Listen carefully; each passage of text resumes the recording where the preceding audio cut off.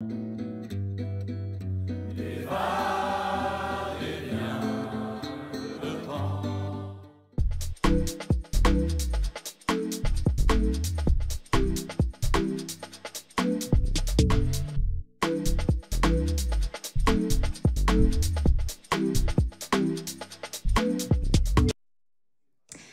à toutes et à tous, bienvenue, nous sommes en... Oula, le petit Larsen, que n'est pas un live qui commence par un Larsen.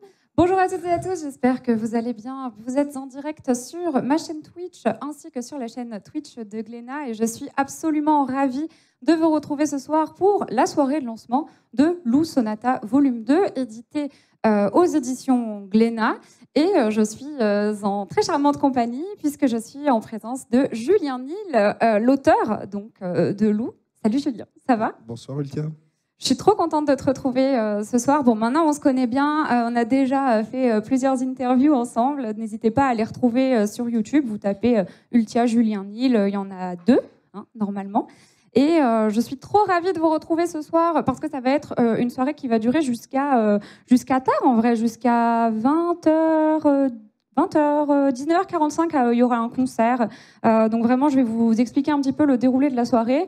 Là, on va avoir 30 minutes d'interview avec Julien Nil. On aura aussi une rencontre avec un public que vous n'aurez pas à l'écran, mais on aura des questions-réponses pour l'auteur. Ensuite, on ira visiter cette fameuse soirée de lancement ensemble. Peut-être qu'il y aura des personnes que vous connaissez, il y aura des petits stands d'animation, etc. J'ai vraiment trop hâte.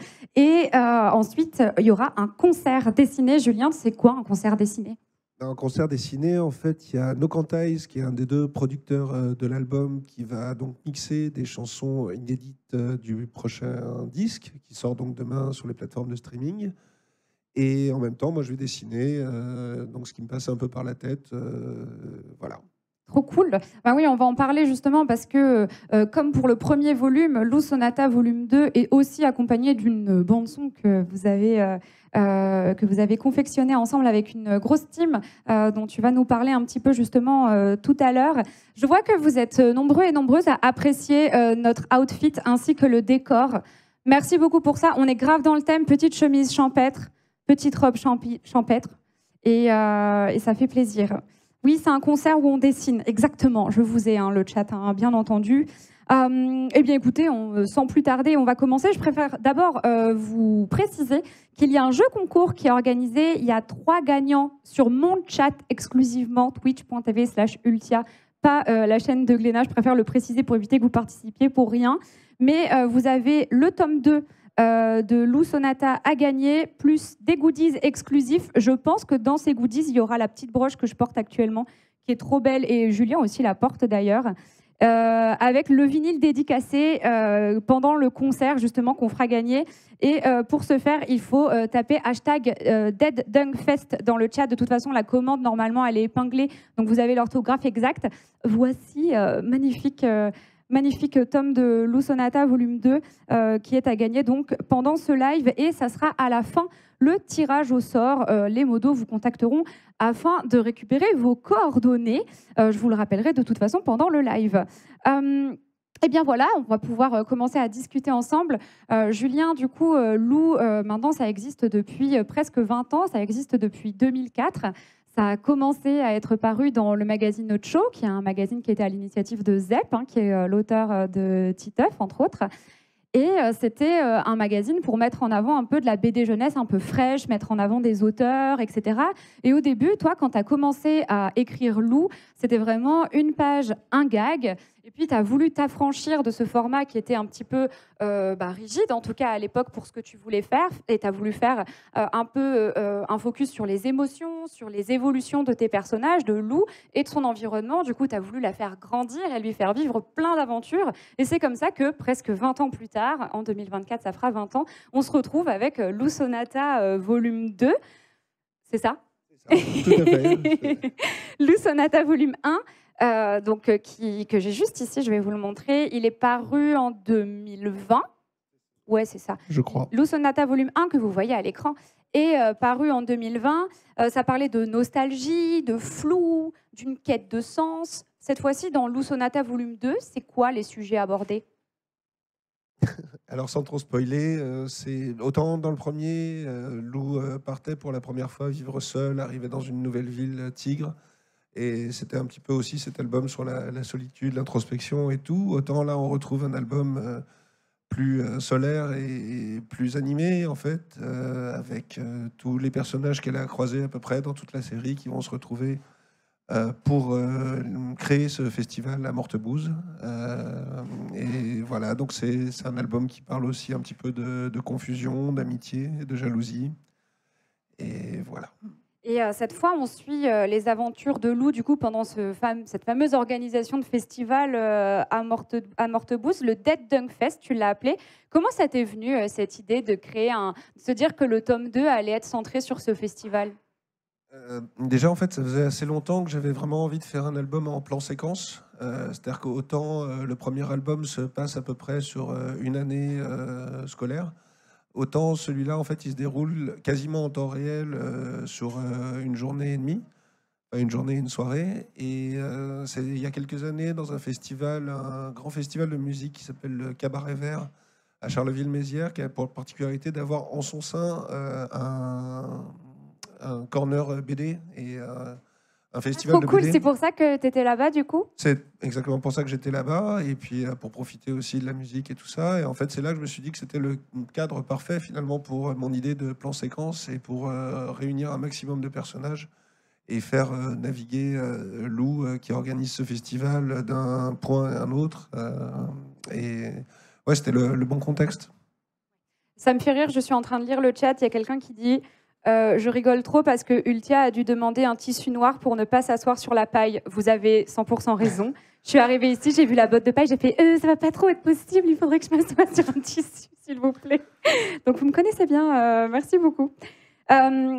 Décidément, du coup, le nom Lou Sonata, c'est vraiment la création du groupe Crystal Zilote, le fait que tu nous aies déjà expliqué, en fait, Sonata, c'est une sonate, c'est en 3 temps. C'est pour ça que tu vas faire 3 volumes de Lou Sonata. Le fait que tu accompagnes ces bandes dessinées à chaque fois d'une bande-son qui est disponible, comme Julien l'a dit tout à l'heure, sur toutes les plateformes de streaming et aussi en vinyle. Dès demain. Qu'on fera gagner dès demain, oui. Mais aussi la bande-son de Lou Sonata volume 1 qui est d'ores et déjà disponible sur les plateformes de streaming et en vinyle également.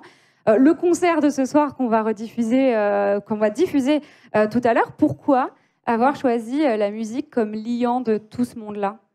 Bah déjà, en fait, la musique a toujours été très présente dans ma vie. J'ai une maman qui était chanteuse, un papa qui était mélomane, donc il y en a toujours eu beaucoup à la maison.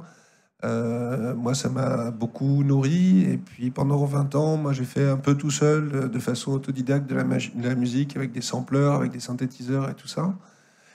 Et un peu comme Lou dans Sonata 1. Complètement comme Lou dans Sonata 1. C'est très, très, très méta, en fait, toujours ce que je raconte. Et il y a quelques années, j'ai croisé un groupe de jeunes musiciens à Aix, là où j'habite. Et Alexandre Florentini, l'un d'eux, en fait, m'a harcelé. Il est venu quasiment pendant 1 an frapper à mon bureau pour qu'on fasse de la musique tous les deux. Et c'était au moment où j'étais en train de concevoir Lou Sonata. Et donc, dans l'idée de me mettre un nouveau challenge, je me suis dit, voilà, on va travailler ensemble, on va faire donc cet accompagnement des albums avec une bande-son. Et donc, au début, on devait faire ça tous les deux chez moi. Et finalement, maintenant, on se retrouve avec un groupe et pas loin de 30 personnes pour le deuxième disque, pas loin de 30 musiciens. Et donc l'idée aussi, c'est de, comme je change de forme à chaque fois, c'est de changer aussi de style de disque à chaque fois. Autant pour le premier, on a travaillé, j'avais déjà fini d'écrire Lou Sonata, on a fait une résidence après. Donc on a réexploré tous les thèmes et toutes les scènes et on a fait une sorte de bande originale. Autant pour le 2, c'est un peu différent puisqu'on a... Donc comme Lou organise ce festival, on a imaginé 10 groupes différents. Qui sont les invités du Dead Dunk Fest. Et donc on a fait là la résidence avant que j'entame le dessin et l'écriture de l'album, ce qui fait que pendant tout l'album, le dessin de l'album, j'avais en tête les morceaux en maquette pendant que eux finalisaient la musique. Donc au final, cette bande-son qui accompagne, cet album qui accompagne le volume 2 de Lou Sonata, c'est vraiment les sons qu'ont sorti les groupes qui sont invités au festival? C'est ça, voilà. Ouais. Donc c'est vous découvrirez en lisant la BD que Lou, pendant tout l'album, elle est périphérique parce qu'elle organise les choses. Et ça, c'est un truc que j'ai pu constater dans les différents festivals où j'ai été invité et tout ça, c'est que les organisateurs sont généralement, et les bénévoles sont ceux qui profitent le moins du spectacle. Et donc, Lou est un peu en marge, en fait, de tous ces concerts pendant tout l'album. Et donc, elle en retire une frustration. Et justement, je propose avec cet album et ce disque de pouvoir assister en fait à tous ces concerts que auxquels Lou n'a pas pu assister. Ouais, et tu me disais déjà dans une précédente interview que Lou, au final, c'était un peu une flèche qui guidait le récit. Là, une fois de plus, donc c'est un peu cet argument-là que tu avances finalement. Tu me dis que la musique, ça t'accompagne depuis toujours, que tu es vraiment dans ce milieu, etc. Qu'on t'a aussi bassiné pour que tu fasses de la musique, créer. Et en fait, ça fait du bien de sortir un petit peu, de se dire, bon, bah voilà, je ne fais pas que de la bande dessinée, je fais aussi autre chose. Et c'est quelque chose qui va me transcender, me donner peut-être de l'inspiration. Oui, c'est ça. Ben, moi, déjà, je sais que j'ai évité toute ma vie d'être prisonnier d'une formule ou d'un truc qui marche. C'est-à-dire que des tomes de Lou comme le premier, comme Journal à un film, j'aurais pu en faire des tonnes. Mais dès le deuxième, je me suis dit, on va se challenger, on va la faire grandir, on va la faire sortir de son appartement. Et à chaque album, j'ai essayé de faire quelque chose de différent pour pas m'embêter. Donc, c'est beaucoup de travail. Et là, effectivement, le défi, c'était de se dire, ben voilà comment. Et puis, avec le film, j'avais déjà eu l'occasion de partager mon univers avec des artistes. C'est-à-dire que quand j'ai réalisé le film, là où je. Film que vous devez absolument aller voir. Un film qui a bientôt 10 ans. Non, sérieux? C'est vrai. Ok. Ouais, c'est incroyable. Et en fait, excuse-moi.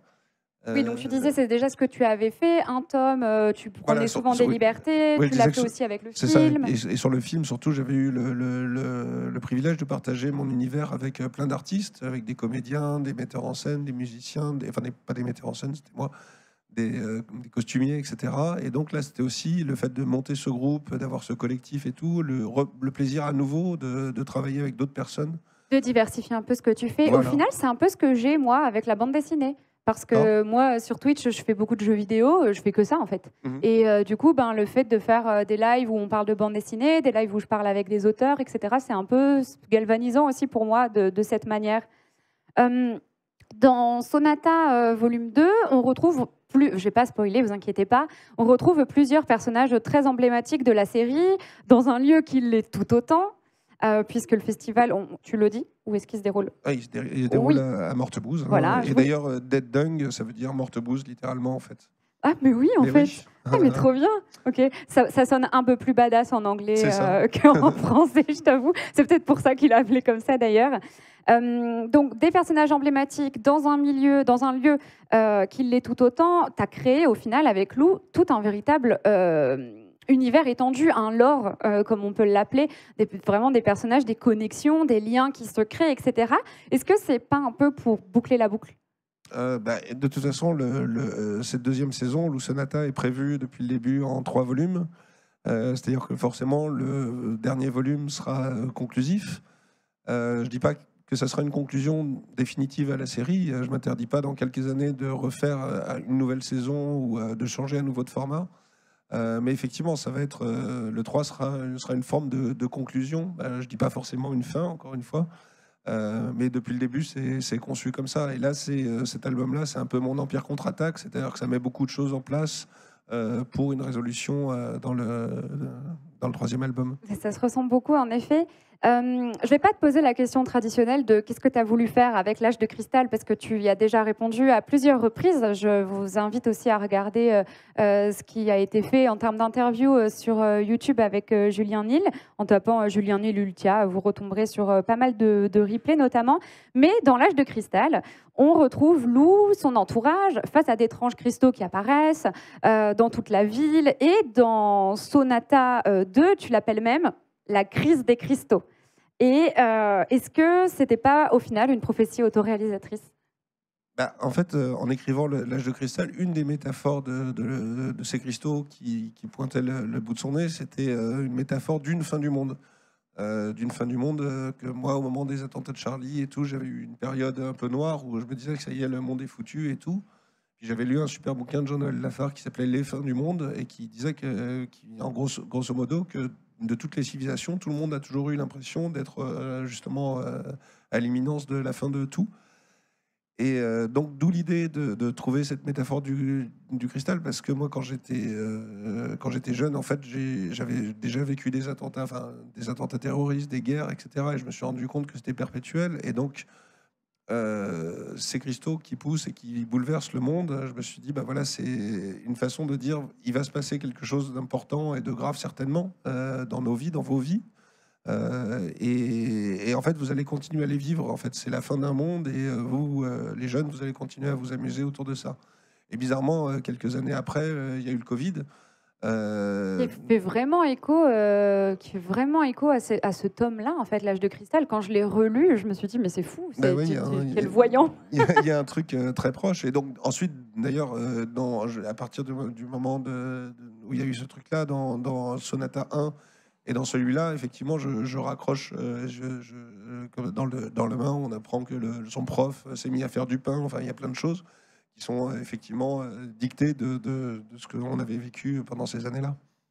Oui, complètement. Et d'ailleurs, tu y fais une référence un peu plus... bon, on va pas spoiler non plus le contenu de la BD. Ouais, c'est dur de pas spoiler, mais bon, voilà. En tout cas, il y a vraiment un lien qui se fait, et j'ai trouvé ça assez étonnant, cette prophétie autoréalisatrice. Là, on en avait déjà parlé à Angoulême ensemble.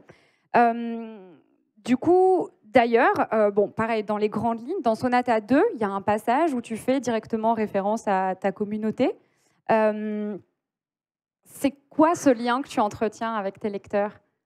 Ce lien, au fur et à mesure des années, il a été de plus en plus fort.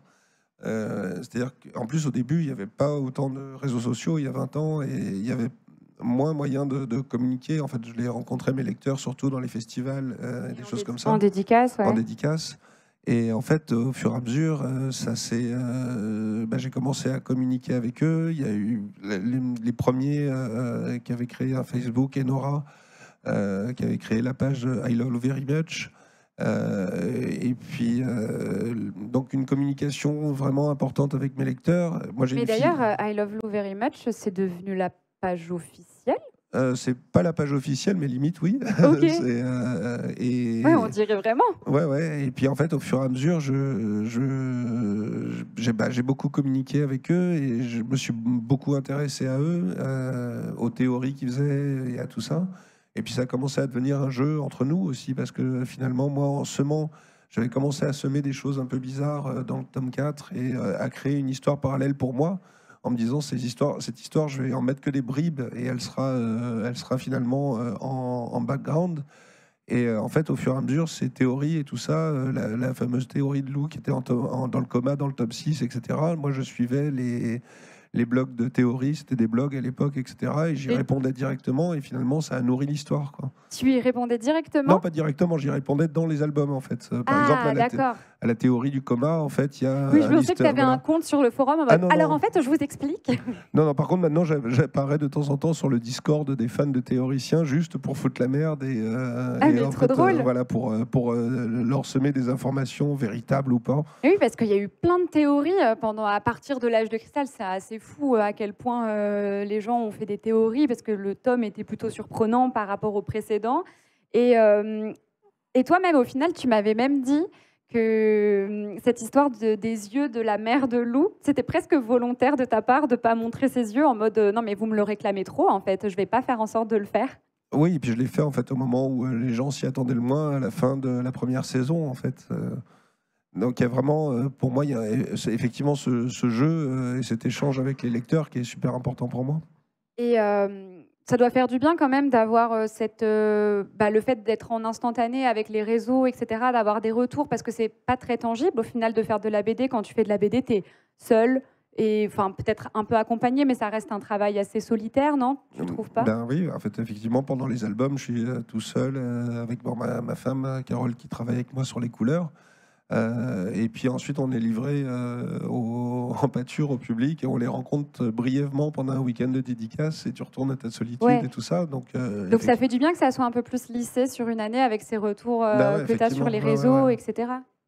Ouais, j'ai un peu ça avec mon chat aussi. C'est vrai que Tu vois, quand tu es streamer ou créateur de contenu sur les réseaux sociaux, avant, il y avait beaucoup mis en avant les festivals, les Paris Manga, les Paris Games Week, les conventions. Voilà, merci. Et en fait, à l'époque, ça se bousculait au portillon pour assister à ce genre de truc parce que c'était le seul moyen de rencontrer ta communauté. Et aujourd'hui, c'est vrai que ça a moins le vent en poupe. Et en fait, je me disais la dernière fois, mais c'est tout simplement parce que maintenant, on a vraiment le retour en live directement. Les gens te parlent dans le chat. Enfin, en tout cas, moi, vu que je fais que du direct, c'est le cas. On a un retour instantané. Du coup, on a moins ce besoin d'officialiser via une rencontre en convention, etc. Donc, ouais, je fais un peu le parallèle. Je trouve ça cool. Et ouais, alors ça, tu me dis si tu veux répondre ou pas. Mais est-ce que tu vas aborder le sujet des lunettes? Le sujet des lunettes. Dans le volume 2. Dans le volume 2, ouais. Dans le volume 2, en fait, elle n'a pas de lunettes parce qu'elle a des lentilles, en fait, c'est tout. Ouais. Pourquoi? Parce que c'est plus pratique pendant un festival, je pense. Ok, d'accord, c'est vraiment juste pour ça. Parce que moi, je me suis fait des films, comme les gens sur ton Discord de théorie. Non. Ok, d'accord. Ok, très bien. Moi, je me suis dit, ouais, si ça se trouve... D'ailleurs, dans la dernière scène, elle remet ses lunettes, en fait. Pour moi, c'est juste, effectivement, elle a passé 2 jours avec des lentilles. Moi, on a surinterprété au max. Vraiment, moi, je me suis dit, il y a vraiment un truc derrière ça. En lisant Sonata 1 et Sonata 2, on a une réelle sensation de liberté, non seulement à travers ton trait, mais aussi à travers les trop belles doubles pages que tu fais, qui sont magnifiques. Même en termes de narration, le découpage que tu fais, on ressent vachement la liberté. Ça fait du bien de s'affranchir des codes du une planche, un gag que tu faisais en 2004 au début quand Lou était dans le show. C'est ça, le premier format, le 46 pages couleur, c'était un format industriel qui était imposé par l'éditeur parce que simplement on faisait tous les mêmes objets, donc il fallait qu'ils soient formatés. Et moi, j'avoue que c'est pas un format dans lequel j'étais très à l'aise. C'est-à-dire que c'est pas le format que je lisais le plus. Moi, j'ai beaucoup lu de mangas, de comics, etc. Et naturellement, en fait, moi, c'est pas le format qui m'éclate. Et c'est vrai que la condition sine qua non pour moi pour lancer une deuxième saison, pour lancer Sonata, c'est que je puisse travailler enfin dans un format qui est beaucoup plus naturel pour moi et beaucoup plus agréable pour la narration. Et donc, c'est comme ça qu'on a travaillé avec mon éditeur pour trouver ce nouvel objet et ce concept avec la musique qui l'accompagne. Oui, c'est vrai qu'au final, c'est complètement lié. Le premier tome de Lou, je l'ai déjà dit, donc ça fait presque 20 ans qu'il est sorti. Est-ce que, en accompagnant un personnage comme ça, pendant autant de temps, on finit par se lasser? En fait, justement, c'est parce que j'essaye de faire des choses différentes et de me lancer des défis, tout ça, que je me lasse pas. C'est-à-dire que si ça avait ronronné toujours dans la même mécanique actuellement, je pense qu'il y aurait plus de loups, mais que je serais beaucoup plus déprimé et triste. En fait, là, ça me challenge et ça me permet de pas me lasser. Mais c'est vrai que j'avoue que là, après le Lou Sonata 3, j'ai besoin de prendre une petite pause parce que tu racontes la même chose avec le même personnage, même si ça évolue pendant 20 ans. Moi, j'ai envie après d'essayer d'autres choses, d'autres styles, parce que mon dessin aussi a mûri, ce que je suis a mûri, donc la série a mûri avec. Mais clairement, j'ai envie aussi d'explorer d'autres choses et d'autres types de médias aussi. Et donc là, Sonata 3, c'est l'ultime tome de cette série de 3 tomes de Lou, du coup, qui arrive après les 8 premiers tomes. Comment tu te sens à l'approche de la clôture d'un tel morceau de vie? J'appréhende un tout petit peu. Enfin, il y a à la fois un petit peu de l'appréhension. Peut-être que ça va être dur, mais en même temps aussi, j'ai beaucoup d'envie pour la suite et aussi ça me booste. Et puis encore une fois, c'est pas un adieu au personnage. Et là, on va travailler parce que donc on va fêter bientôt les 20 ans de Lou. Et donc on va aussi travailler sur un album rétrospectif en plus sur ces 20 ans. Et on va essayer aussi de... Comment ça, un album rétrospectif? J'ai pas trop le droit d'en parler pour l'instant, mais on va faire il va y avoir plein de chouettes projets. Et 2024, 2025, on va essayer de faire pas mal d'événements autour de cet anniversaire. Et ensuite, le principe aussi, c'est que j'aimerais bien que la série après Sonata continue à exister sous d'autres formes. Donc là, on est en pleine réflexion Okay. Surtout ça, je peux pas trop en dire. Tu peux pas nous en dire plus Pas du trop. coup? Ah ouais, d'accord, ok. J'allais justement demander, on me dit bien essayer. J'allais justement demander si tu pouvais nous en parler un petit peu plus de ces projets à venir. Bon, en tout cas, moi je pense que vous êtes nombreux et nombreuses dans le chat à être comme moi et à avoir vraiment grandi avec Lou, à avoir évolué avec elle, etc. Donc je suis trop contente de la retrouver encore un petit peu dans ce tome-là qui sort demain, Lou Sonata volume 2, mais aussi dans le tome 3, hein, du coup, qui arrivera ensuite. Alors, je vais pouvoir maintenant, partenaire officiel de Lou, exactement, je vais pouvoir maintenant échanger un petit peu avec le public. Si vous, dans le public, vous avez quelques petites questions, n'hésitez pas à demander le micro, et puis comme ça, Julien pourra vous répondre, et on va s'articuler comme ça. Voilà. Quel enthousiasme. Ouais, là, vraiment, la foule est en délire. Ils ont 1 milliard de questions, ça s'entend. Sinon, on continue à discuter, il n'y a aucun problème. Je pense que c'est un peu un bide. Ah ouais, dommage. Mais c'est pas très grave de toute façon. Oui, je pense qu'ils sont timides. Au pire, si vous avez des questions dans le chat. Oui, il y a un public, mais vous le voyez pas. Exactement. Exactement. On est à Paris. C'est pour ça. Nous, on a des questions. Mais moi, si vous voulez, je vous lis le chat. Vous êtes juste là. Il n'y a aucun problème. Je lis vos questions. Il y a un public nombreux, mais on n'a pas le droit de vous le montrer contractuellement. Oui. Ah, il y a une question dans le public. Oui, bonjour Julien. Bonjour. Oh. Peux-tu nous parler un peu plus de tes inspirations du coup? Mes inspirations pour ce tome qui se passe dans un festival. Effectivement, l'idée de ce tome, il est né dans un... Est-ce que j'en ai parlé ou pas encore? Oui, j'en ai parlé du Cabaret Vert.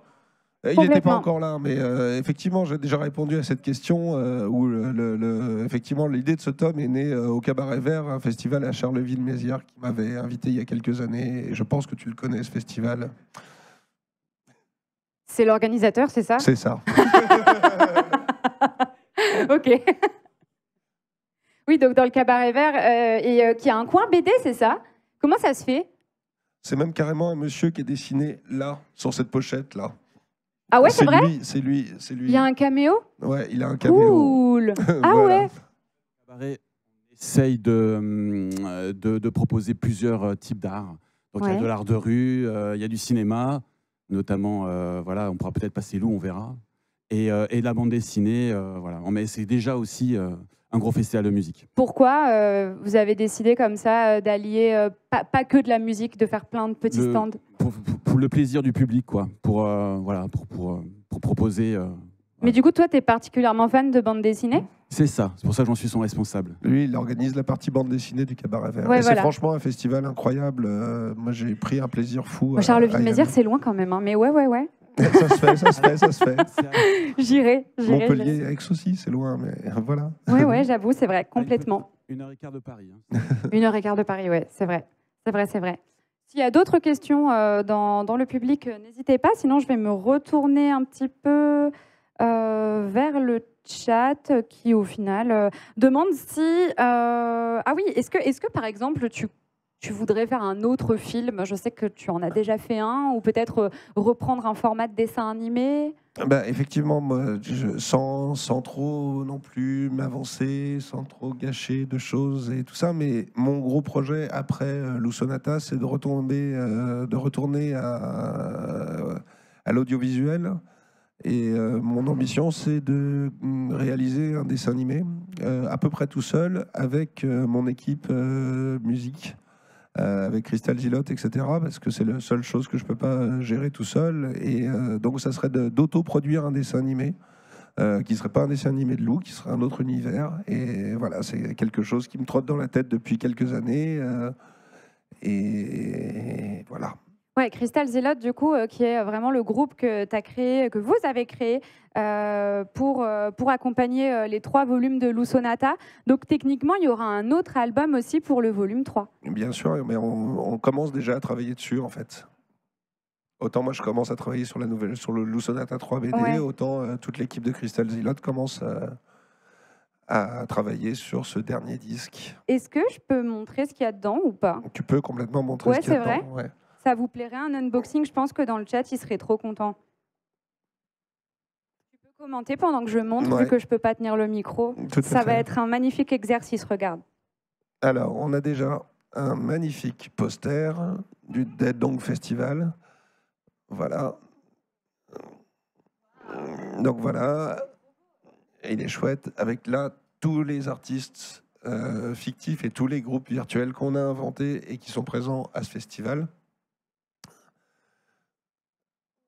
Nous avons aussi un bracelet.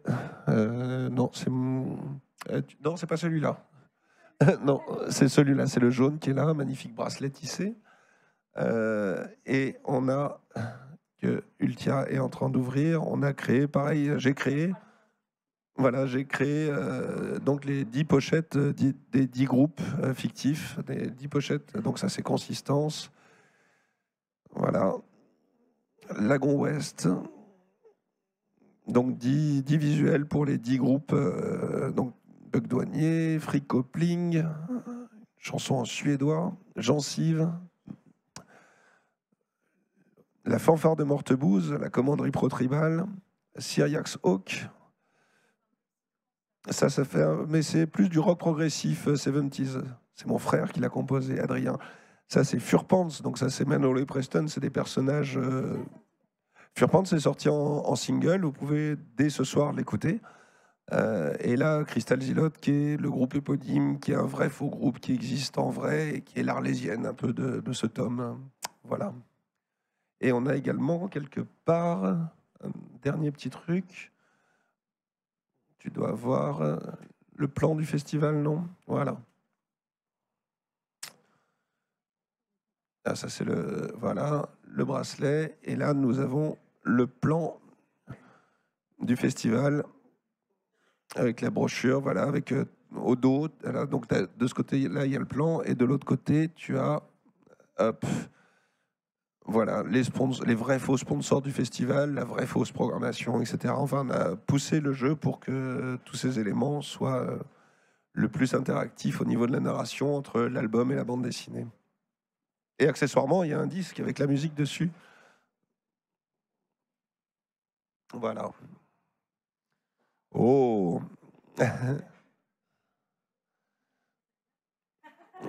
Voilà, mais c'est magnifique. C'est téléachat, c'est ça. Téléachat, exactement. On m'entend toujours? Oui, je crois. Ah, voilà, c'est bon.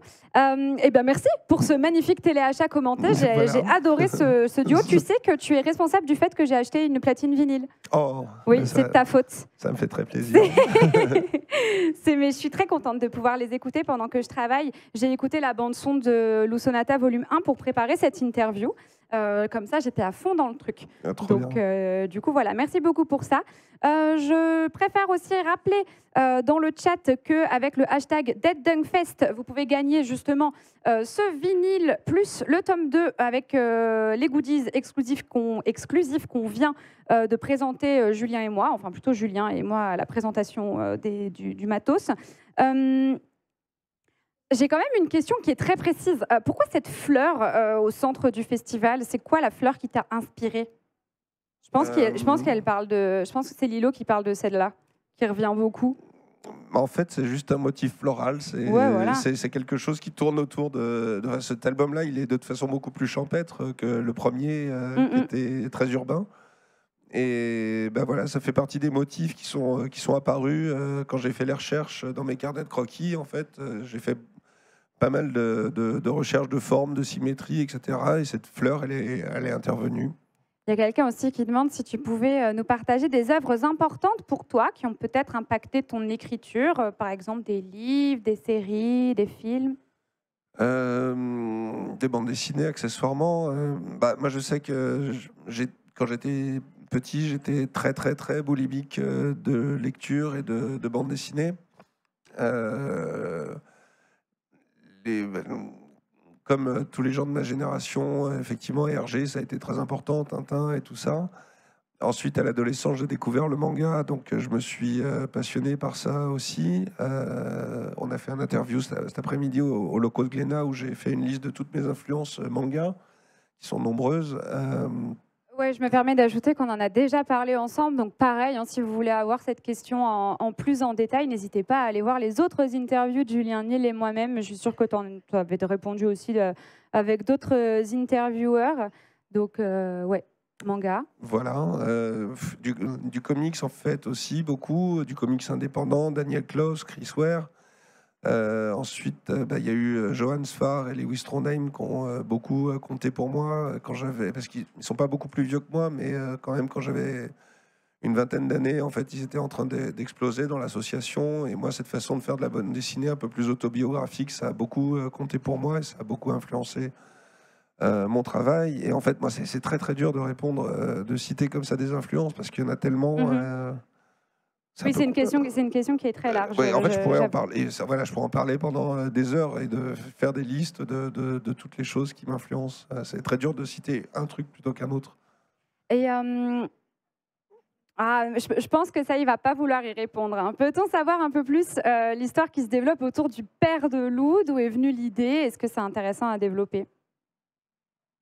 Non. Ah là, je vous l'avais dit qu'il répondrait pas. Ça spoil, ça va. Oui. Non. Je suis complètement d'accord. Voilà, donc n'hésitez pas aussi à re-regarder la rediffusion du live si vous avez loupé le début et que vous vous posez d'autres questions. Je vais continuer le live toute seule dans la soirée de lancement afin de vous montrer un petit peu ce qui s'y fait. Avant de clôturer cette première partie de live, est-ce que le public a une dernière question, oui ou non? Oui. Bonsoir. Bonsoir. Alors, c'est peut-être pas une question pertinente, mais comme vous avez dit que vous vouliez refaire du dessin animé, bon, peut-être pas Lou, que vous aviez déjà fait une adaptation cinématographique et en dessin animé de Lou plus tôt, est-ce que vous seriez intéressé peut-être d'adapter cette nouvelle saison de Lou en film d'animation, éventuellement? En fait, moi j'aime tellement l'animation, ça me passionne tellement qu'en fait, pour adapter convenablement Lou, il faudrait qu'il y ait un producteur qui soit très courageux, qui mette beaucoup d'argent dedans pour en faire quelque chose d'extrêmement qualitatif en fait. Donc effectivement, c'est un truc que j'aimerais bien travailler sur une adaptation de Lou, alors que ce soit Lou Sonata ou alors des épisodes de la première saison qui n'ont pas été adaptés. Mais effectivement, ça me plairait, mais il faudrait vraiment que ça soit à mes conditions et avec une très belle équipe. Ça, c'est quelque chose que je ne pourrais pas faire tout seul, pour le coup. Merci. Merci. Est-ce qu'on a fait le tour des questions cette fois-ci dans le public? Ça a l'air. Bien, merci beaucoup Julien d'avoir répondu à mes questions. Merci à toi, Elka. Je suis très contente de t'avoir reçu ce soir. C'est pas terminé puisque la fête continue. Je vais faire un petit tour de là où on est, du coup, pour vous montrer un petit peu ce qui s'y fait. Mais avant, il va y avoir une petite boucle de trailer afin que je vous reprenne un peu plus loin dans la soirée. Voilà, je serai accompagnée d'un cadreur avec moi. Ça va être super, en mode caméra embarquée, qui s'appelle Gwendal, qui est très sympathique. Et ensuite, on terminera cette soirée par un concert dessiné qui commencera à 19h45. Donc, restez jusqu'au bout. Restez aussi pour le tirage au sort. Voilà, donc vous retrouvez Julien tout à l'heure qui dessinera en même temps que le concert. Merci beaucoup. À tout de suite. Merci beaucoup.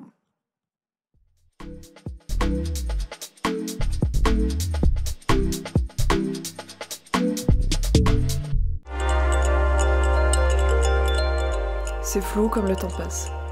Cela fait plus de 15 ans qu'on se connaît, et pourtant, j'ai l'impression que nous n'avons pas changé. Mais il faut se rendre à l'évidence, nous ne sommes plus tout à fait les mêmes. Et c'est ça qui est intéressant. On a évolué. C'est vertigineux tout ça, et ça fait beaucoup de nouvelles choses à partager avec toi. Je t'aime fort.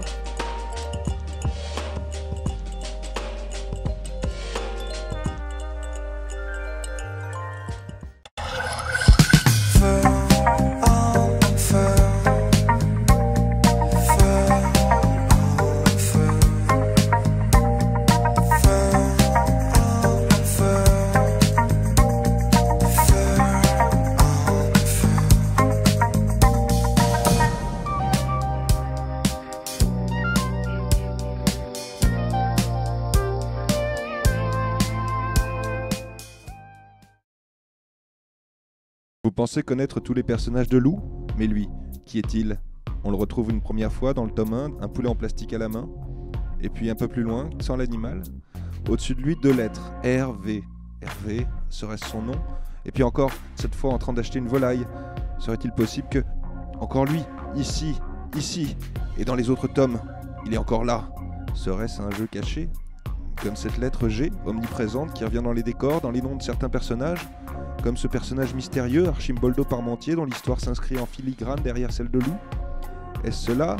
Est-ce que cela a un rapport avec ces foutus cristaux? Avec le comportement mystérieux de certains personnages? Et si le tome 7 se passe avant le tome 6, alors le tome 8? Mystère. Alors quand j'ai créé Lou, ma fille avait 2 ans, donc c'était assez logique de créer un personnage féminin, parce qu'il n'y en avait pas beaucoup à l'époque. Et donc j'ai mélangé ma vie, que j'ai transposé, mon enfance, mon quotidien. Et je continue à faire ça, et ça m'aide à continuer à grandir, moi, avec Lou, et puis j'espère que les lecteurs continuent à grandir pareil avec elle. Quand mon scénario est en place, je peux passer à la partie technique, le dessin. Depuis que je suis tout petit et que je joue à des jeux vidéo, j'ai toujours été fasciné par les ordinateurs, et j'ai toujours voulu m'en servir pour dessiner. Bon, honnêtement, pour dessiner le dernier album, je suis servi d'une tablette. Mais j'aime bien être entouré de machines, ça fait classe. En fait, c'est assez simple. Je fais un premier croquis assez rapidement esquissé, ensuite je l'éclaircis et par-dessus je repasse proprement les traits en m'appliquant. Quand j'ai fini ma page en noir et blanc, Carole la met en couleur et donne l'ambiance de la scène. Je récupère ensuite la page et dessine les ombres et les lumières et termine en coloriant le trait. Quand je commence un album, je me concentre sur une idée ou sur un thème. Je me documente et je rassemble les œuvres qui m'ont marqué, abordant ou évoquant mon sujet. Je relis tout en diagonale et je commence à visualiser des images et des situations. Je me souviens de lieux, de genres, d'anecdotes, et je m'en sers pour construire des décors, des personnages et des histoires. Et je note tout dans des carnets, dans des centaines de carnets, compulsivement. Ce n'est pas un hasard si Lou fait la même chose. Et puis, au bout d'un moment, c'est la partie que je préfère, tout s'assemble, comme dans un puzzle. Je suis joueur, alors j'aime bien mélanger un peu les pièces pour que les lecteurs jouent avec moi. Quand la vue d'ensemble de tout ça synthétise au mieux le thème que je cherche à évoquer, je peux commencer à dessiner.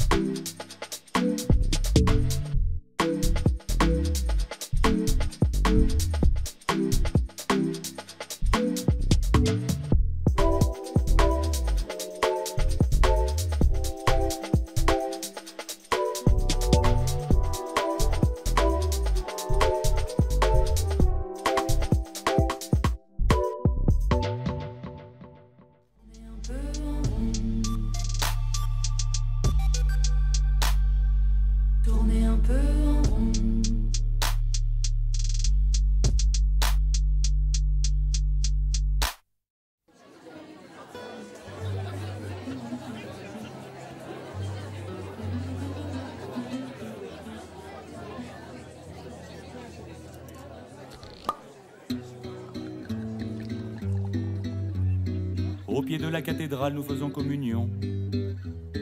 De l'aïoli comme onction. Yvan, notre amphitryon, il nous ouvrit ses bras, son cœur, son sein, tes millions. Sous 3 couches de doudoune et blottit la patronne. Hiver, été comme automne. Elle qui jamais ne marronne.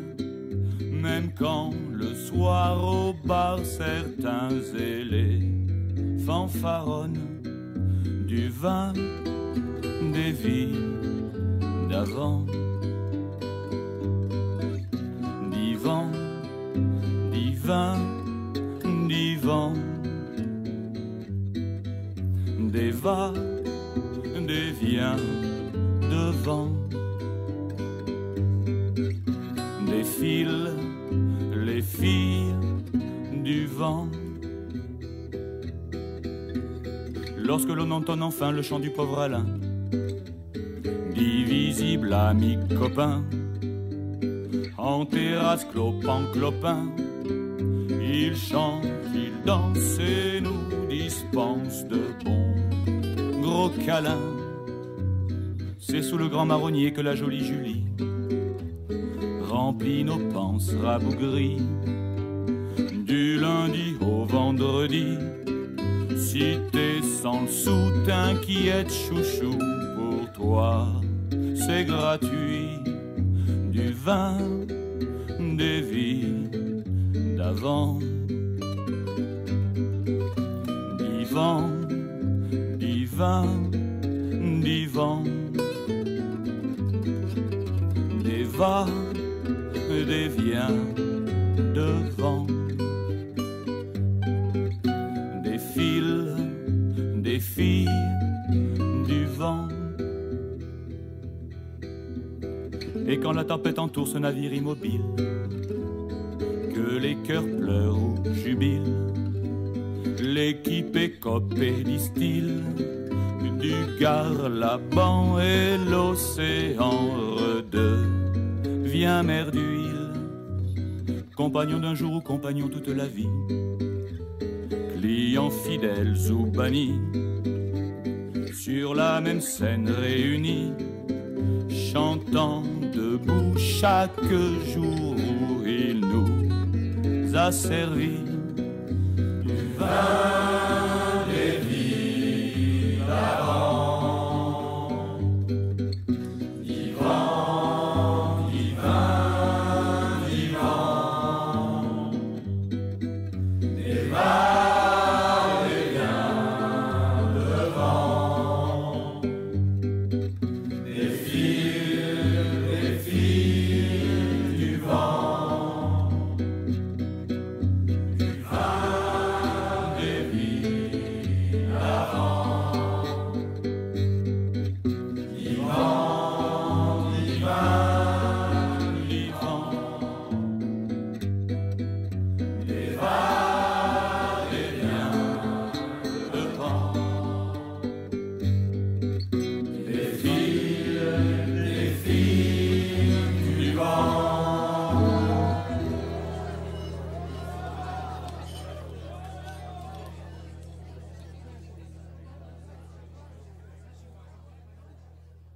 Apéro.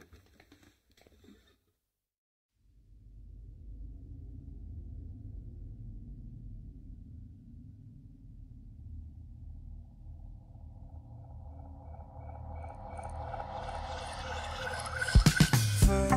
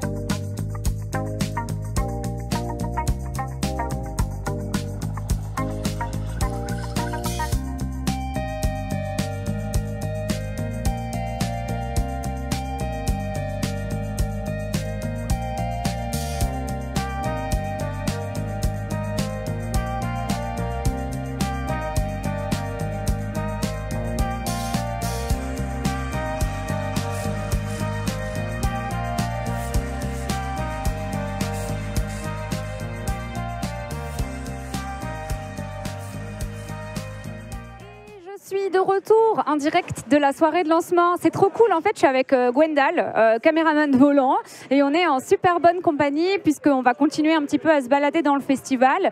Et comme ça, c'est un peu une salle d'attente pour le concert dessiné de tout à l'heure. Je rappelle que je suis en collaboration commerciale avec Glénat ce soir, qu'on est en direct de la soirée de lancement de Lou Sonata Volume 2. Merci à toutes et tous pour votre engouement dans le chat. C'est vraiment très, très appréciable. Je vous rappelle aussi que vous pouvez tenter de gagner. Je vous ai là le chat. Pardon ? Non, c'est bon, ok, tout va bien, pardon. Je vous rappelle aussi que vous pouvez tenter de gagner le tome 2 de Lou Sonata, plus un pack de goodies, plus le vinyle dédicacé pendant le concert dessiné, justement. Donc, n'hésitez pas à participer avec le hashtag DeadDungFest dans le chat. Une seule fois suffit. Votre participation sera prise en compte. Et n'oubliez pas d'ouvrir vos DM Twitch. Je parle maintenant à la chaîne twitch.tv/GlénatLive. N'hésitez pas à venir sur ma chaîne twitch.tv/Ultia parce que chez Glénat, il n'y a rien à gagner. Désolée pour ça. Donc, on est en direct du festival. J'espère que vous avez apprécié l'interview avec Julien. C'était vraiment trop cool. Et du coup, je suis en direct avec un barman, puisque comme je vous l'ai dit, Lou Sonata Volume 2, ça se passe vraiment dans un festival de musique. Et du coup, il y a un stand animation où on peut goûter carrément des cocktails du festival. Donc voilà. Alors vas-y, dis-nous tout. Bonsoir. Tu veux prendre un micro ? Comme ça, on t'entend bien. Ou si t'es pas à l'aise, tu le prends pas. Hein. Ok, trop bien. N'hésite pas à parler comme ça, sinon on t'entendra pas. Comment tu t'appelles ? Je m'appelle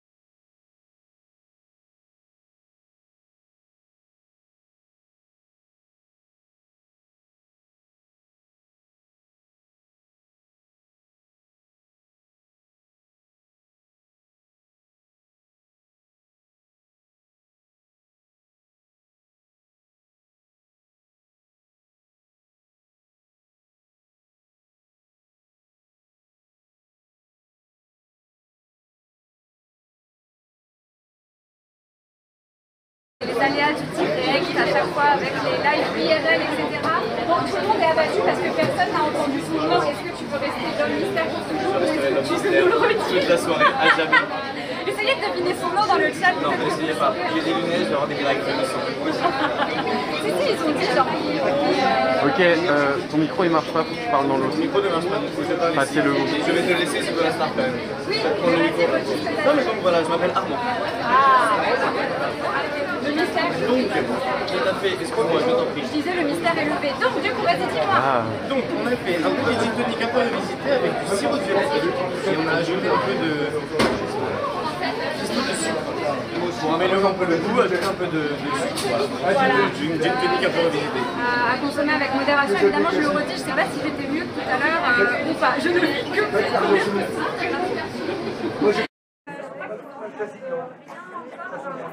C'est bon, le son marche bien. Ouais, c'est bon, les autres micros fonctionnent. Ok, je change de micro comme de chemise. Merci. Ouais, c'est trop bon. Si grave. En plus, j'aime pas trop le gin, moi, normalement.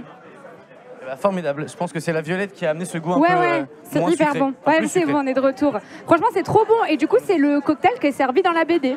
C'est le cocktail qui est servi dans la BD, tout à fait. Voilà. Ouais, ouais. On a appelé le créateur et on lui a demandé quel cocktail fallait boire et il nous a donné ce cocktail-là, avec tous les ingrédients. Merci beaucoup Armand, ou l'homme mystérieux de la soirée sans prénom.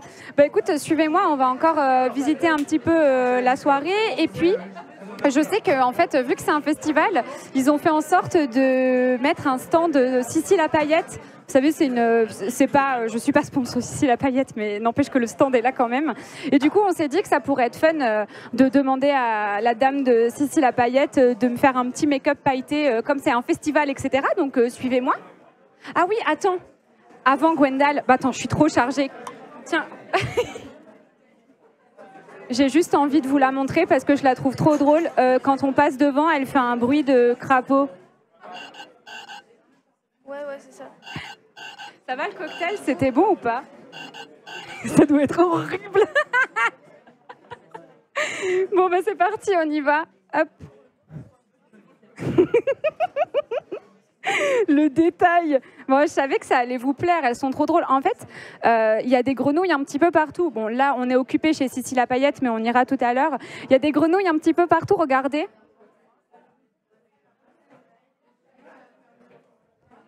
Genre, elles sont un peu, vous savez, dans la matière un peu dégueu là qu'on avait quand on était petit et qui amassait plein de cheveux, de poils, des trucs qu'on plaquait à la vitre là. Ben, c'est un peu dans cette matière-là. Je sais pas si elle a l'air très sympathique. Il y en a d'autres couleurs. Genre, celle-là, elle est un peu fun. On dirait une petite rainette trop mignonne. Je sais pas si elles font bader ou si elles sont marrantes. Mais elle, on dirait qu'elle a à 2 doigts de nous faire du djembé, genre. Elles sont super. Elles sont trop cool. Et du coup, on a aussi magnifique PLV de Lou Sonata avec ce magnifique découpage aussi. Je la trouve trop chouette. Ouais, putain, t'es belle hein, comme ça. Ouais, vraiment, j'adore. Hein. C'est trop beau. Moi aussi, je veux ça. Ah ouais, j'avoue. Mais attends, mais t'es hyper lookée comme ça. On adore. Hein. Merci. Coucou. Alors du coup, je suis avec Laura, c'est ça? Laura, qui travaille chez Sissi la Paillette. Et du coup, je me suis dit que ça serait cool. Je vais mettre le chat. Je te l'ai dit, je te l'ai dit tout à l'heure, mais on est en live sur Twitch. Du coup, il y a les gens qui parlent dans le chat et qui vont dire bonjour Laura, bonjour Laura, bonjour Laura. Il y a un petit délai, donc voilà. Et bah, je sais pas, fais ce que tu veux. Vraiment, laisse libre cours à ton inspiration. Et je rappelle que tout à l'heure, il y aura le concert dessiné. Ça va être trop bien. C'est la première fois de ma vie que je vais diffuser un concert sur ma chaîne Twitch. Du coup, j'avoue, je suis hyper excitée. J'ai trop hâte. J'ai trop envie de savoir comment ça va rendre. Et j'espère que vous allez pouvoir danser chez vous, ceux qui sont sur le chat et qui me suivent dans le chat. Et voilà, les gens disent que t'es belle. Une vraie beauté.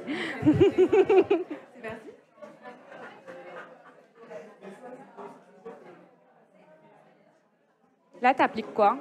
Là, j'applique de la peinture pour la peau. C'est du maquillage à l'eau. Et du coup, c'est pour venir mettre de la couleur sur le visage avant de mettre les paillettes.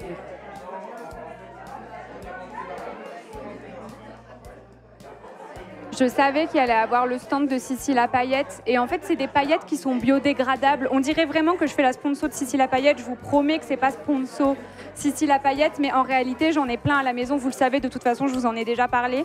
Et j'aime trop faire mes petits maquillages de concert, etc. Et là, comme Lou, elle est dans un festival de musique, on trouvait que c'était très pertinent de se faire faire des paillettes.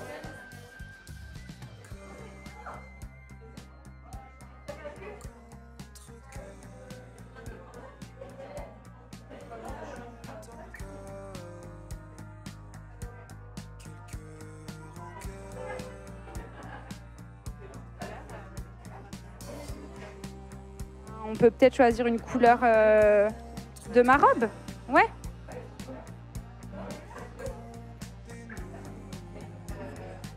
Du coup, toi, t'es make-up artiste pour Sissi la Paillette? Je le suis, oui, un petit peu, mais je travaille surtout pour les services clients. Et à côté, je fais ça pour, on va dire, le fun. Voilà.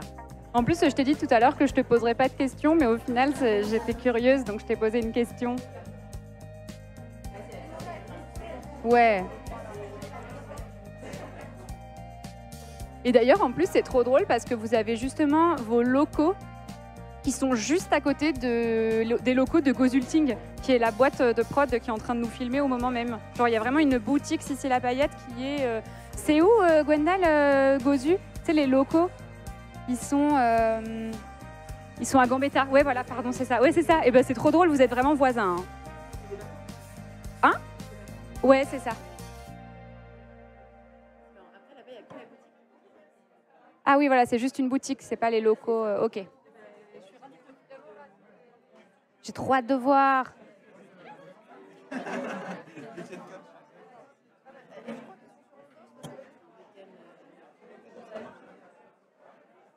Ouais. Je vais ressembler à une fée comme ça. Vous savez si la...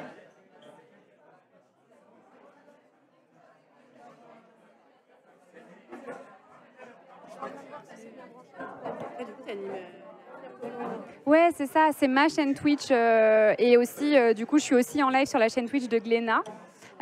Mais j'ai aussi ma chaîne Twitch et ma communauté qui adore du coup la bande dessinée et Lou plus particulièrement. Merci, vous êtes trop mignons dans le chat. Tout le monde dit qu'on est belle, que je suis bien habillée. Merci. Merci pour les commentaires, c'est incroyable. Petit flow hein, ce soir, évidemment. Tu lis, toi? Tu connais Lou? Ouais, j'adore. En fait, si, c'est vrai, je lis quasiment pas de BD. Mais du coup, j'ai tous les tomes chez moi parce que depuis que je suis jeune ou que c'est sorti, j'ai toujours suivi Lou. Donc c'est assez marrant que je me retrouve ici, ça me fait très plaisir d'être là du coup. Est-ce que tu as lu aussi Lou Sonata? Ouais, du coup, le premier, ouais. Ouais, le tome 1, ouais, à jour. Mais non, mais c'est trop cool en vrai. Ça va rendre trop bien. Bon, ils disent que tu as des trop beaux cheveux, que tout le monde s'est mis sur son 31. Ils disent que tu es très mignonne aussi. Ouais, trop mignonne, Laura. Oui. C'est les paillettes cuivre.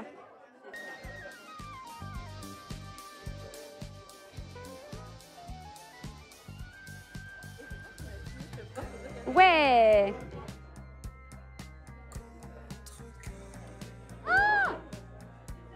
Oh, on adore. Oh là là. Oh là là, j'adore. Merci. Merci Laura, c'est trop chouette. Merci beaucoup. Ah, je suis trop contente. Je réalise un rêve. Merci. Bonne soirée. T'as vu la beauté que je suis? Incroyable. Bon, bah ça y est, je me lave plus jamais. Je vais garder ça toute ma vie et je vais repasser dessus à chaque fois. Vous aimez? Vous trouvez ça mode? Je prends un peu mes aises, je fais comme si on était que en live sur ma chaîne Twitch alors que non. Mais on adore. Des paillettes partout. Trop beau le make-up. Merci. Vous trouvez ça mode? Ok. Merci beaucoup, vous êtes trop chou. Merci, ça va trop bien avec ta tenue. Mais je lui ai demandé justement de faire en sorte que ça aille avec ma tenue. Sur 20, je mettrai 21. Ok, trop bien. Trop bien, merci. Et bien du coup, on va les laisser se faire des paillettes, etc. Et puis on va parler un petit peu aux fans de Lou qui sont présents à cette soirée. Je pense notamment à la personne qui tient le compte Instagram Bulle de Lou, qui s'appelle Flora, et qu'on va justement, avec qui on va parler un petit peu de son rapport avec Lou, de ce qu'elle fait sur son Insta, etc. Donc c'est parti, suivez-moi. Coucou! Est-ce que j'ai qu'un seul micro? Ok, j'ai qu'un seul micro, donc on va se le passer toutes les deux. Du coup, toi, c'est Flora, c'est ça? Et tu tiens le compte Instagram Bulle de Lou. C'est ça, tout à fait. Bulle de Lou, que j'ai commencé il y a à peu près 2 ans maintenant. Peut-être, c'était à peu près après la sortie du premier Sonata, il y a 3 ans, donc en 2020. Et, du coup, est-ce que tu peux nous en dire un petit peu plus sur ton rapport à Lou? Quand est-ce que tu as commencé à le lire? Dans quel contexte? Comment? Je peux raconter toute l'histoire depuis ma naissance. Ouais. J'ai commencé à lire Lou en 2004, donc quand le premier tome est sorti, on me l'a offert. Et je me rappelle avoir passé toute l'après-midi sous la table pendant que mes parents parlaient avec la personne qui me l'a offert à lire la BD. Et j'étais déjà instantanément fan. C'était il y a 19 ans. Ouais, ça fait mal. Voilà. Et du coup, depuis, j'ai jamais lâché. J'ai attendu la sortie de tous les tomes. Et là, je suis encore en train d'attendre demain impatiemment pour pouvoir lire le Sonata 2 qui va sortir. Et du coup, toi, donc tu as commencé à lire Lou comme ça. Toi aussi, tu peux dire que tu as un peu grandi avec Lou, finalement, comme moi. Tout à fait. Je comprends tout à fait tous ceux qui peuvent dire ça parce que finalement, son âge suivait vraiment l'âge que nous, on avait. Moi, elle était un tout petit peu plus vieille que moi quand j'ai commencé à lire. Et là, je l'ai carrément rattrapée. Pour le coup, je me suis envolée parce qu'elle est encore à la fac aux dernières nouvelles. Donc, c'est ça. Je crois que c'est à partir du tome 3, en fait, qu'on a dû à peu près tomber bien. Parce que dans le tome 1, elle a 12 ans. Et dans le tome 3, elle doit avoir 13 ans. Et du coup, avec les sorties, on devait être pas mal raccord avec son âge aussi, je pense. Les gens adorent tes bagues. C'est inspiré du film Lou, où Lou fait pareil. Ah oui, mais oui. Mais c'est trop bien. Et ils disent que t'as un super look aussi. Ah, c'est gentil. Merci beaucoup. C'est moi qui ai fait mon pantalon. Mais non. Mais si. C'est toi qui as fait ton pantalon? Mais meuf, t'es sérieuse? Genre, t'as acheté le tissu Oh, mais oui, ça a sorti au chapeau, en fait. Mais t'es hyper mode, hein. En plus, t'as un collier Vivienne Westwood et tout. Faut que je te montre mon sac à main après. Ok, revenons-en au sujet principal, du coup. T'as créé ce compte Instagram Bulle de Lou. Pourquoi? Alors, en fait, justement, moi, je lis Lou depuis un bon moment et je collectionne un peu toutes les images qui sont en rapport avec Lou que je trouvais partout sur Internet. Donc, ça pouvait être des dessins pour des articles, des dessins préparatoires, des interviews dans des magazines. Alors, je vais avouer quelque chose qui est pas bien. J'arrachais les pages dans les magazines de la bibliothèque où Julien Nil était interviewé. Mais non. C'est bon, c'est pour la bonne cause maintenant, c'est partagé sur Instagram. Et en fait, j'avais un peu toute cette collection-là. Pareil, les magazines de show, je les ai quasiment tous. Et Julien a fait beaucoup de dessins de Lou dedans. Et j'avais juste envie de partager, en fait, de centraliser tout ça parce que c'est des choses qui se perdent un petit peu à droite à gauche d'Internet. Et de les partager avec tout le monde pour pouvoir en discuter et voir un peu ce qui avait été fait avant et qui a été perdu, on peut dire, entre guillemets, quand autre chose s'est arrêté. Et du coup, c'est vrai que tu as fait plein de théories sur ton compte Instagram, mais aussi d'autres choses. Genre, par exemple, il y a les papounes qui sont introduits dans la série Lou, donc qui sont des espèces de feuilletés au fromage. Tu as reproduit la recette et tu l'as publiée sur ton compte. Il y a aussi tout le Lou Sonata volume 1, où Lou, elle déchiffre, elle décrypte, elle fait tout un alphabet, etc. Et toi, tu as passé combien de temps à déchiffrer cet alphabet pour comprendre les messages? Beaucoup de temps, surtout que sur la vidéo qui est sur mon compte, j'ai tout refait le processus parce qu'en fait c'était très long et ça partait dans tous les sens. Mais en même temps, franchement, c'est quelque chose qui me plaît et je suis contente de pouvoir le partager plutôt que de faire ça juste dans mon coin et surtout de voir que tout le monde est content et d'en discuter avec les gens qui m'envoient des messages sur Instagram justement. Ouais, parce qu'en fait, les gens, ils t'envoient leurs propres théories, etc. Et puis toi, tu les alimentes ou non. Même, j'ai des demandes même pour certaines théories. Du coup, je me penche un peu dessus et à partir de là, j'arrive à relier ce que les gens ont voulu me dire et à partager. Et souvent, l'espace commentaire est hyper intéressant pour ça parce que les gens échangent vraiment dessus et c'est cool. Ok, trop bien. Eh ben, merci beaucoup d'avoir répondu à mes questions. Du coup, on peut te suivre sur Instagram. C'est bulle_de_Lou. Voilà, n'hésitez pas les modos à mettre le lien de son compte Insta dans le chat si vous voulez vous abonner à Bulle de Lou. Et puis nous, on va continuer notre petite session d'interview. On va peut-être bouger d'endroit et du coup, on va accueillir Audrey qui a une chaîne YouTube qui s'appelle Le Souffle des mots et qui est vraiment une chaîne YouTube de booktubeuse. Voilà, et c'est parti. Je crois qu'elle est là. On va là-bas. On a le flash dans la gueule. Bah ouais, grave, non? Ah oui, c'est... Coucou. Ah, c'est bon, t'as un micro, trop cool. Ça va, ça rend bien, même avec le flash? Ok. Bon, ça va. On n'est pas trop blanche. D'accord. Eh ben écoute, Audrey, salut. Enchantée. C'est la première fois qu'on se voit. Tout à fait, oui. Et toi, t'as une chaîne YouTube, du coup, où tu parles de lecture. Pas que de bande dessinée, ça parle aussi de romans, c'est ça? De tout, ouais, de tous les livres, en fait. De tout type de romans, BD, manga. Donc vraiment, c'est très large. Et plus particulièrement les livres young adultes, c'est-à-dire pour les jeunes adultes, donc 15-30 ans, on va dire la cible à peu près. Ok. Lou, quoi. Ouais, genre Lou, par exemple, typiquement. Ouais. Exactement. Donc toi, ta chaîne YouTube, c'est Le Souffle des mots. Oui. Tu l'as ouverte quand? Il y a 10 ans. Ah ouais. C'est l'année d'anniversaire cette année. Mais non, joyeux anniversaire. Merci. Bravo, Merci incroyable. beaucoup. Une chaîne YouTube pendant 10 ans, tu dois être fière. Oui, tout à fait, oui, je suis contente. Comment t'as... Alors, les gens dans le chat sont hyper impressionnés par nos invités et ils disent que c'est un concentré de personnes trop classe. Donc, trop mimi. Ma foi, tout va bien. J'ai pas encore les paillettes, moi. Ah ouais, j'avoue, mais il faut que tu fasses les paillettes. T'inquiète, j'ai demandé tu qu'on me garde seras la place dans la queue. magnifique. Ah, voilà, c'est exactement ce qu'on veut. J'aimerais bien te demander, c'est quoi ton rapport avec Lou? Comment est-ce que tu as commencé à lire cette bande dessinée? Du coup, là, j'ai 25 ans et je pense que j'ai commencé à lire Lou quand j'avais genre 8-9 ans. Je les ai empruntés au CDI, je crois. Ensuite, on me les a offerts. C'est un peu la BD du CDI, Lou. Hein. Ouais, vraiment. Ça, Zombielenium, il y a vraiment les BD du CDI. Ouais, c'est ça. BD du CDI, BD de la médiathèque. Et je les lisais, relisais. C'est-à-dire que là, je pense que je dois en être à la, je sais pas, 20e, 25e relecture des Loups, parce que vraiment, je les connais par cœur. Là, je suis en train de les relire. Moi aussi, j'ai l'impression que je connais tout par cœur. Les chansons, tout. Vraiment, tu sais, ça revient. Tu le lis et ça revient et tu te dis, ah ben oui, je le savais en fait. Mais tu sais, là, j'étais avec Bulle de Lou, qui a un compte Instagram qui parle de Lou. Elle est trop forte, elle fait plein de théories, etc.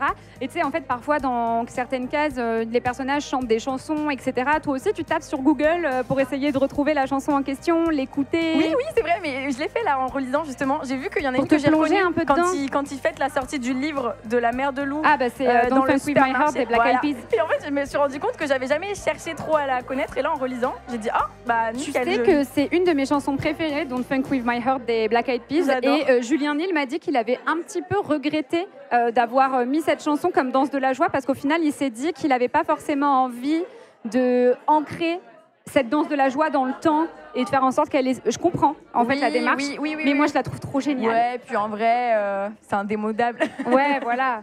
Donc du coup, exact, je suis grave d'accord avec toi, ça vieillit hyper bien comme son. Moi j'aime beaucoup la musique qui s'appelle Yellow Orchestra, je sais plus, je crois que le chat je la mets souvent sur le live, mais c'est une musique quand Clément Fifrelin danse dans l'un des... Je crois que c'est dans le tome où Lou elle revient à Mortebouse, elle fait la cabane, etc. Le tome 7, je crois que c'est ça. Bon bref, elle est trop stylée cette chanson, donc j'aime beaucoup accompagner ma lecture de musique aussi. Trop bien. Donc tu t'es mise à lire Lou et là aujourd'hui tu es encore à Donf et tu les as relus, etc. En vrai, je revis toutes les étapes de la vie de Lou et j'ai l'impression que j'ai grandi avec elle. Vraiment pour le coup, moi quand je lisais Lou, quand j'ai lu Lou tome 4, je rêvais de partir en vacances avec mes copines. Ouais, grave. Quand elle avait ses premières histoires d'amour, j'étais en mode oh là là, enfin vraiment tu vis tout avec elle et du coup ça me fait trop ce sentiment. Alors maintenant j'ai rattrapé Lou du coup. C'est exactement ce que je disais à Flora tout à l'heure. Je disais en fait quand j'ai commencé elle était un tout petit peu plus vieille pour le coup moi. Moi aussi parce que j'avais genre 7 ans je crois.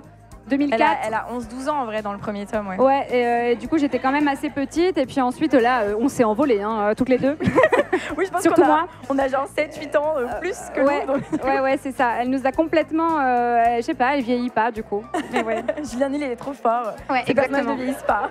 Et donc, tu as hâte de lire le volume 2? Oui, non, mais je suis trop impatiente. Ça fait genre 3 ans que j'attends. En fait, depuis la sortie de Lou Sonata 1. En plus, il a été reporté plusieurs fois. Donc, Tout à fait. Déjà, le 1 était sorti en plein confinement. Et à l'époque, on avait organisé une chasse aux livres avec Glénat. Et on avait fait une chasse aux livres en plein confinement. C'est-à-dire que j'ai caché des livres dans Paris, mais on n'avait pas le droit de se réunir. Donc, du coup, on cachait des livres et on partait. Et on voyait juste les stories sur les réseaux, mais on savait pas vraiment le nom et tout. Mais ça avait bien marché quand même, malgré tout. Ouais, elle a quel âge exactement dans Lou Sonata? Vu qu'elle c'est sa première année ou deuxième année de fac, elle a 18-19 ans en gros. Hein. C'est vraiment ça, 20 ans max, je pense. Mais je sais pas, toi, du coup, si tu as grandi avec Lou aussi, donc en fait, est-ce que ça te le fait des fois? Moi, j'ai des pages qui restent en tête. C'est-à-dire, par exemple, la page, je sais pas si tu te souviens, où elle se prend la pluie et qu'à la fin, elle prend une douche. Genre, en fait, cette page, elle m'a trop marquée. À chaque fois que je me prends la pluie, et je pense à cette page de Lou en mode j'ai trop envie de rentrer chez moi. Dans le tome 4 alors non, celle-ci c'est dans le tome 1. Tu sais, vraiment tout début, vraiment une des toutes premières pages. Et vraiment, ça m'a trop marqué. Et il y a plein de pages comme ça qui font que j'ai des souvenirs liés à Lou, mais dans ma vie de tous les jours. Mais tout le temps. Oui, non, mais c'est vrai que moi aussi, elle m'accompagne de fou. J'ai dit à Julien qu'elle avait carrément fait de moi la personne que je suis aujourd'hui en partie. Et je trouve que c'est très beau, ce rapport très émotionnel qu'il a, cette dimension hyper juste et très vraie qu'il a donnée dans la BD. Oui. Donc c'est pour ça que je pense qu'on l'adore. Je sais pas, 20 ans après sa sortie, même plus. 2003, Lou, je crois. 20 ans en fait. En fait, tout est hyper ça va faire juste. 20 ans, ouais. Oui, tout est juste. T'as pas l'impression que ça peut mal vieillir, en fait, pas du tout. Ça aurait pu être écrit maintenant. Il n'y aurait pas grand-chose qui aurait été changé, je pense, dans le texte, tellement il était déjà bien ancré dans le réel et dans la modernité, etc. Donc, trop bien. Voilà. Merci beaucoup d'avoir répondu à mes petites questions. Je te laisse profiter de ta soirée. Et va faire tes paillettes. J'y vais. Merci beaucoup, Audrey. Merci. Du coup, on peut te retrouver sur ta chaîne YouTube qui s'appelle Le Souffle des mots. Tout à fait, merci. Merci à toi. Et du coup, est-ce que je dois rendre le micro? Est-ce qu'on reste dans ce spot? Dites-moi. Qu'est-ce que je... Ah, ok, trop cool. On me dit qu'au niveau des desserts... On me dit qu'au niveau des desserts, il y a le DJ du concert et le producteur. Donc peut-être qu'on peut aller le voir pour comprendre un petit peu.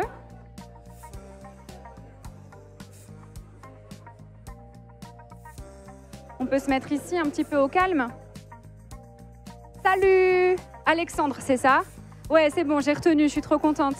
Comment ça va? Est-ce que Alexandre a un micro? Oui. Bon, dis-nous tout Alexandre, qui es-tu? Alors moi, je suis le directeur artistique et producteur. Ouais. Enfin, coproducteur avec Silou, donc il va mixer ce soir, No Quantize. Et voilà. Et, donc, de producteur de Crystal Zilote, qui est le groupe que vous avez créé pour accompagner cette bande dessinée de Lou Sonata. Et c'est toi qui es venu taper à la porte de Julien pour dire il faut qu'on fasse ça ensemble. C'est de toi dont il parlait tout à l'heure. Ouais, c'est ça, ouais. Bah, en fait, on a commencé, on a fait une soirée ensemble qui n'a rien à voir de hip-hop. Ouais. Où Julien est venu rapper. C'est bassiste, toi, non? Moi, je suis bassiste à la base, mais je fais aussi de la production sur l'ordi. Ok. Et au final, ça a bien marché. Après, on a fait de la musique tous les deux. Il m'a initié à fond à la musique électronique et tout ça. Après, on a monté le collectif de fil en aiguille. Donc, c'est toi qui as produit Fur on Fur? Fur on Fur, bah, c'est surtout Silou qui l'a produit, celui-là. Ok. Et je sais pas s'il va venir. Et, bon, c'est pas très grave de toute façon, même s'il a envie de venir, oui, avec plaisir. Mais ok, d'accord. Et donc, du coup, comment ça s'articule ce travail-là? En gros, Julien, il nous a donné une setlist. Donc les 12 morceaux qu'il y a sur l'album, c'est vraiment toutes ses idées. Par exemple, le premier morceau qui s'appelle Commencer, c'est de la samba, bossa nova, façon chanson réaliste des années 70 françaises. Ouais. Et tous les 12 morceaux, il avait ses idées très précises et il fallait les mettre en œuvre. Donc avec les copains, on a fait ça. Ok, trop cool. Et du coup, c'est un truc qui vous a pris combien de temps à peu près C'était très long. On a commencé en avril 2022. Ouais. Et donc il fallait monter les équipes, il fallait faire des maquettes, on a fait des résidences. Après il fallait tout enregistrer, on a enregistré dans tout le sud de la France.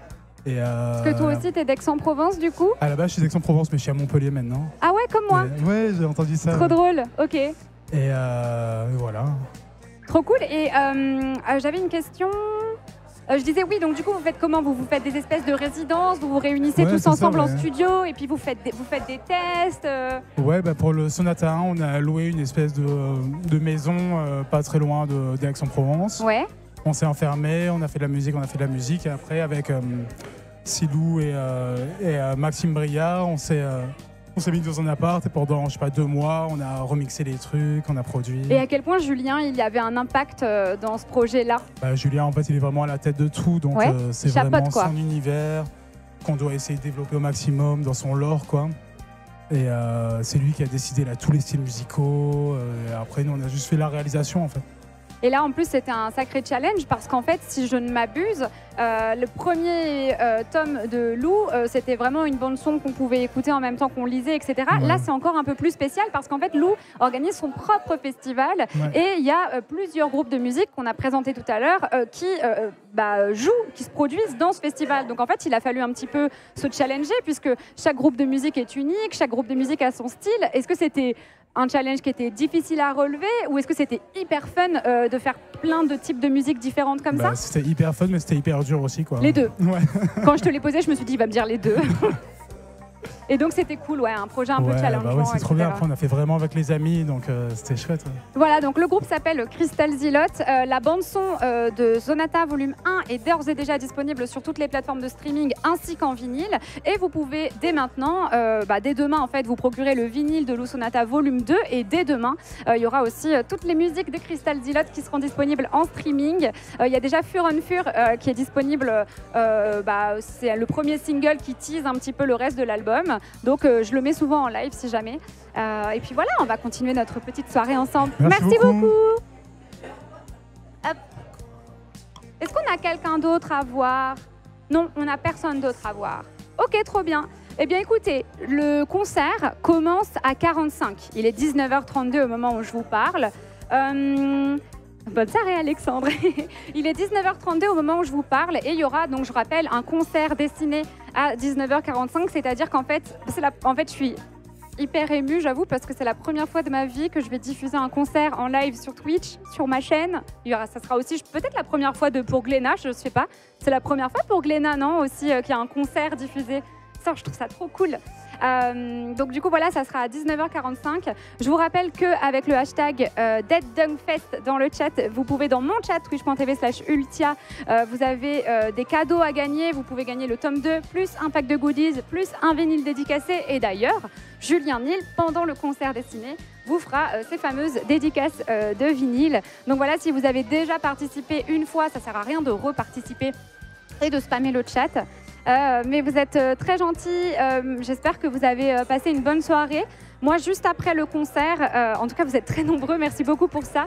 Et juste après le concert, je reviendrai vous faire un petit coucou, vous dire au revoir et vous dire quand est-ce qu'on se retrouve, nous.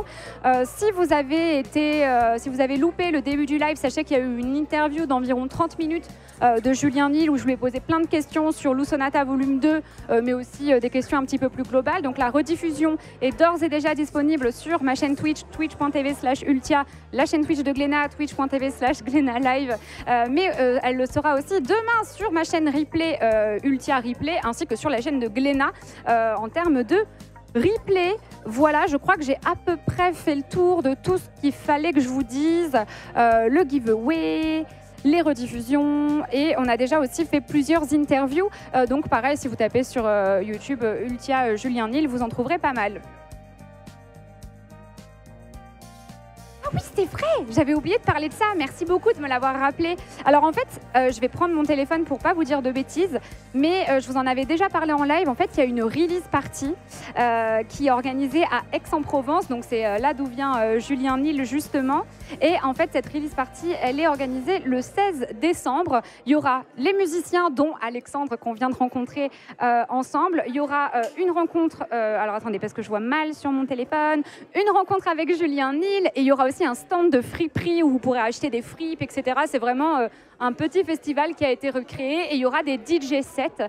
Je vous laisse vous renseigner sur les artistes qui se produiront ce soir-là, mais je sais qu'entre autres, il y aura Maya Nil, qui est la fille de Julien Nil, qui va faire un DJ set justement.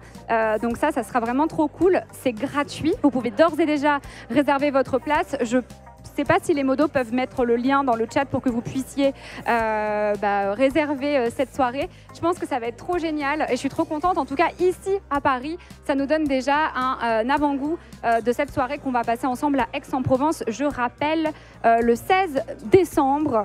Voilà, merci beaucoup les modérateurs pour avoir mis le lien. Du coup, voilà, nous qui y allons, on va essayer de profiter un max. Et aussi, sachez que le planning des dédicaces, normalement, s'affiche sur le live au moment où je vous parle. Et il y aura, vous n'avez pas la 7, mais il y aura Julien Nil au Salon du Livre à Montreuil. Et du coup, comme ça, vous pourrez avoir des dédicaces. Et je sais que bientôt sera publié vraiment le programme des dédicaces, parce que je sais que vous êtes nombreuses à m'avoir dit quand est-ce qu'on peut avoir une dédicace sur Lou. Donc voilà, ça va arriver bientôt, promis. Il y aura même des papounes, oui c'est vrai. Il y aura même des papounes qui sont du coup un plat fictif inventé dans Lou Sonata. Je crois qu'il faudrait demander à Bulle de Lou, mais je crois même qu'il y a des papounes avant. Mais oui, du coup, franchement, ça va être trop bien cette soirée à Aix-en-Provence. Et voilà, je suis trop contente d'avoir... je fais déjà une première semi-conclusion de live, mais je suis trop contente d'avoir fait ce premier morceau de live avec vous, l'interview, puis la balade dans le festival. Vraiment, c'est trop chouette. Merci beaucoup d'être au rendez-vous. Merci vraiment infiniment. Je ferai les remerciements globaux tout à l'heure après le concert. Je reprendrai l'antenne et il est 19h37 et du coup à 19h45 le concert dessiné commence, donc restez derrière vos écrans et à la fin de ce concert seront tirés au sort les gagnants du vinyle. Voilà, à tout à l'heure.